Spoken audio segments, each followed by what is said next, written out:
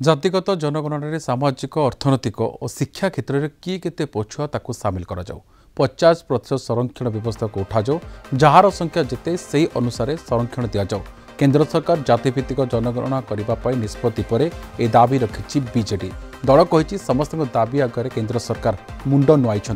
जातिभित्तिक जनगणना समस्ते दाबी करते बीजेडी दाबी कर आसुला लोकसभा और राज्यसभा ए दाबी रखी बीजेडी गत विधानसभा शाणी स्वर में ए प्रसंग उठाई बीजेडी जो मैंने ए दाबी कर आसुले आंदोलन करुते श्रेय जीव बोली बीजेडी कही जो दाबी जेते राजनीतिक दल माने होंतु जेते सामाजिक न्याय संगठक माने होंतु बा अनुष्ठान माने होंतु समस्तंकर दाबी आगे आज सरकार मुंड नुआई एवं आम आशा करूँ या तुरंत काम आरंभ करा जाऊ निर्भुल भाव में करा जाऊ एवं सामाजिक अर्थनैतिक एवं शिक्षागत प्रणाली को आधारित करी अग्राधिकार दे करा जाऊ। जिसकी जितनी संख्या भारी उसकी इतनी भागीदारी जहार संख्या जेते ताहार भाग सेते जेते दिन पर्यंत न होईची सेते दिन पर्यंत आंदोलन जारी रहिबो। जेतेबेले जातिभित्तिक जनगणना कथा उठाला सारा भारत वर्ष रे सेतेबेले आज जो माने केंद्र सरकार अछंती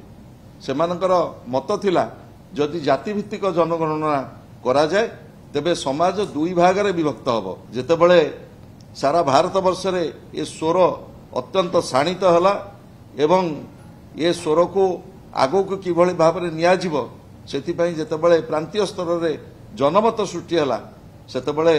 बाध्य होई केंद्र सरकार यही जो जनगणना एवं ताको जातिभित्तिक जनगणना करबा पई जो निष्पत्ति नहीं ये विजु जनता दलर गोटे लंबा लड़ई तार उपलब्धि कहले अत्युक्ति हब नहीं। उपयुक्त भाव न्यायिक भाव